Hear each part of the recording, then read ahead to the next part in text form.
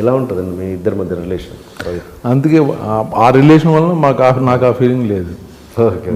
Struggling days నుంచి మేము ఇద్దరం కలిసి ఉండేవాళ్ళం. సింధూర్ ఈవెన్ యాక్చువల్ నిన్నే పిల్లాడతాకి రవి యాక్టర్గా ఇంకా ట్రై చేయడం మానేసి నేను పనికిరాను అని అందరూ చాలామంది చెప్పారు.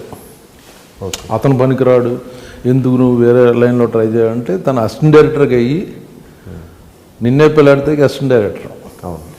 ఆ టైంలో తను కొంచెం ఇమిటేషన్ బాగా చేసేవాడు యాక్చువల్గా. అనిల్ కపూర్ వాక్ కానీ రెగ్యులర్గా మిమిక్రీ చేసేవాడు కాకుండా యాక్చువల్గా అతను చూసి యాక్టర్ని చూసి అలా బిహేవ్ చేయడం అన్నది తను బాగా చేసేవాడు. ఆ టైంలో నేను లంచ్ టైంలో చూసేవాడిని. ఒకరోజు నేను చేయమని చెప్పాను నాగార్జున తప్పు వాళ్ళ ముందు. తను అమ్మ వద్దు అంటే నేను పుష్ చేసేవాడిని. సరే చెయ్యి